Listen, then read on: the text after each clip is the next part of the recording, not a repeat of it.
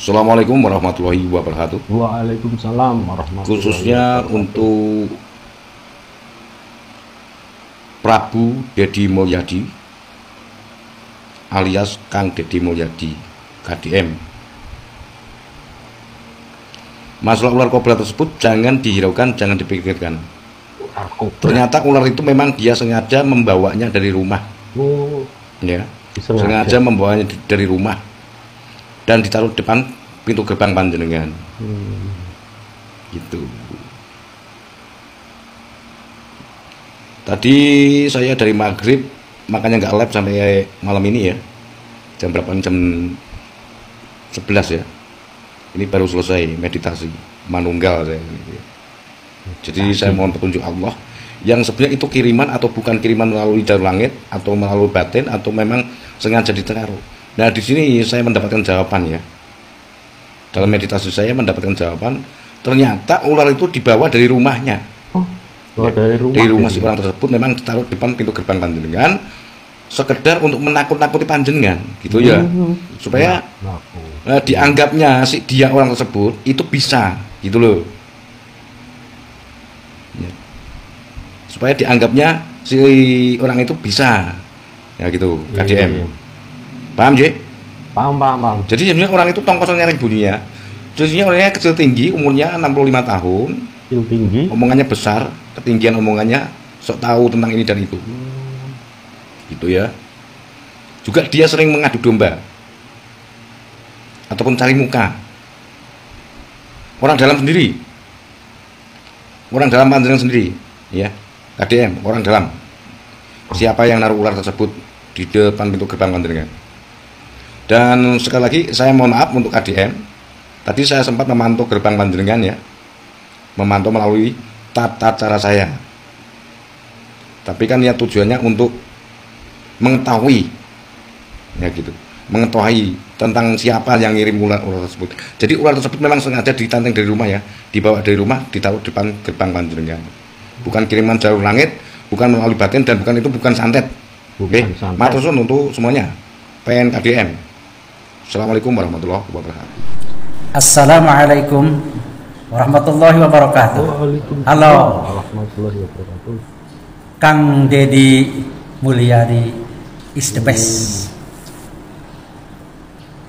Kabar-kabar yang buruk, ada seekor ular kobra yang diletakkan di sekitar rumah Kang Dedi, itu adalah pengkhianatan, sebuah ancaman pembunuhan.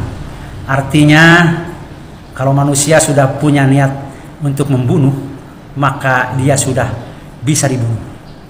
Ancaman dari Allah Subhanahu wa taala. Waman qatalan nas faqad qatalan nasa jami'a.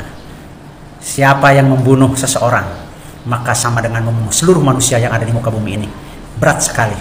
Oleh karena itu, saya mohon kepada rekan-rekan, para penggemar KDM untuk senantiasa berdoa, mudah-mudahan Kang Dedi Mulyadi diselamatkan dari semua malapetaka bencana yang akan mencelakakan beliau. Kepada mereka-mereka yang masih berhati nyungklik, tidak nyaman dengan keberadaan Dedi Mulyadi, mohon untuk sadarlah. Masing-masing berjalan di atas jalannya masing-masing. Jangan sampai ada niat untuk mencelakakan seseorang. Terima kasih. Semoga para penggemar Dedi Mulyadi, Bapak Uing senantiasa dilindungi oleh Allah Subhanahu wa taala. Beliau Kang Dedi Mulyadi, juga kita semua yang mendukung jajaran di bawah masyarakat akar rumput yang selalu mendoakan Kang Dedi. Semoga Jawa Barat khususnya, padumnya negeri tercinta Indonesia, terus melejit menjadi negara yang aman. Baldatun thayyibatun warabbun ghafur. Assalamualaikum Bapak Aing. Bapak Dedi Mulyadi anu pika cinta anu pika hormat kusim kuring.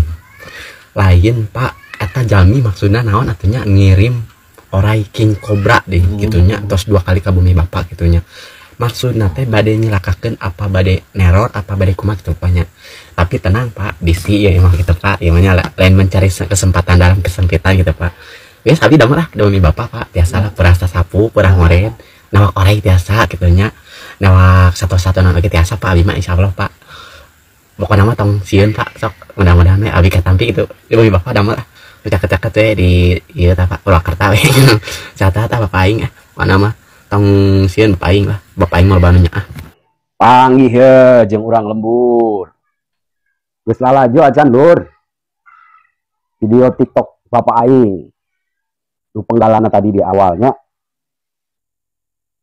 Bejana Bapak aing anu ngirim.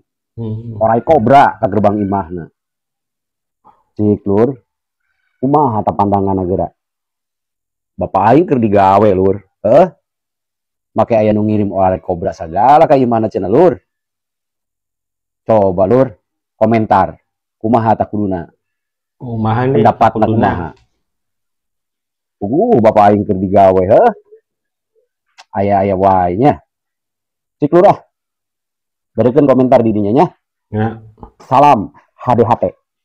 Ti urang lembur. Harusan ini di negeri kita lahir seorang pemimpin walaupun hanya gubernur tapi serasa presiden bang. Barusan ini. Barusan ya. Iya. Siapa orangnya bang? Hah? Orangnya siapa bang? Oh Kang Deddy Mulyadi, gubernur Jawa Barat. Kalau Bung Karno dulu berkata, beri aku 10 pemuda, maka akan kugoncang dunia. Tapi kalau Jawa Barat berkata, beri aku seorang duda, maka akan kugoncang Indonesia. Terbukti bang. Terbukti ya? Iya terbukti. Oke. Viralkan bang. Oke. Biar bangsa ini tahu. Cintanya masyarakat dari seluruh pelosok itu cinta akan Kang Deddy Mulyadi. Dan berharap beliau bisa jadi RI 1. Amin. Terima kasih bang. Oke. Kesan-kesannya bang? Kesan-kesannya? Kesan-kesannya ya selama saya di sini, alhamdulillah saya masyarakat biasa, tapi saya dijemput luar biasa oleh beliau. Saya diajak makan bareng di restoran, saya ditempatkan suruh beristirahat selama 2 malam di hotel berbintang lagi. Kami, wah sewanya kalau mau dibilang itu 2.800.000 satu malam. Orang-orang seperti saya sebenarnya tidak layak, tapi dengan kenal sama beliau, berjumpa dengan beliau, yang tadinya tidak layak jadi layak bang. Luar biasa. Luar biasa ya. Kang Deddy Mulyadi. KDM tuh sebagai pejabat publik ya, dia harus bisa menerima dong ya. Ini kan negara demokrasi gitu, bukan negara kerajaan, bukan negara dinasti ya kan, bukan negara monarki, tetapi kita negara demokrasi yang dimana hak masyarakat untuk menyampaikan aspirasinya ya kan, seperti itu. Jadi kalau ya disenggol dikit ya jangan malah nyinyir sama masyarakatnya kan, dibilang bukan orang Jawa Barat. Terus kalau media kasih kontrol buat kinerja dia, dibilang sekarang udah zamannya YouTube, TikTok, katanya media-media tuh udah nggak laku katanya kan, bilang gitu. Tempo dibilang nggak laku. Tempo itu sebagai media ya kan untuk mengontrol, memberikan informasi yang akurat sesuai dengan akademisi ya kan, sesuai dengan kemampuan mereka ya kan, untuk menelaah ya kan kinerja atau tujuan dari seorang pemimpin gitu. Ya, contoh lagi nih ya, KDM itu kan dari kasus Pina nih, mulai tuh ya menunggangi kasus Pina ya kan, lalu dia dikenal oleh masyarakat ya kan sebagai sosok pahlawan ya kan, lalu sekarang sudah menjadi gubernur ya kan, mana perjuangannya untuk para terpidana yang masih mendekam? Kok hanya itu aja yang jadi contoh.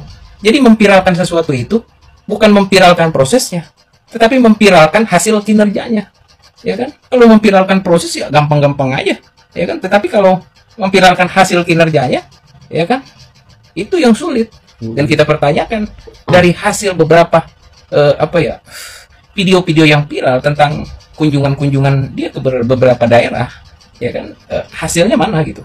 Apa menurunkan angka kemiskinan ya kan, terus bisa mengurangi angka putus sekolah di Jawa Barat ya kan, apakah lapangan pekerjaan terbuka untuk warga Jawa Barat ya kan, apa semakin banyak yang miskin di Jawa Barat? Kan ini yang jadi soal ya, begitu. Itu kan pendapat saya kan sebagai warga negara, warga Jawa Barat, untuk menyampaikan aspirasi, dan itu sah-sah saja. Jadi kalau yang fanati itu jangan fanati buta lah ya, karena kefanatikan itu membuat kita tidak berpikir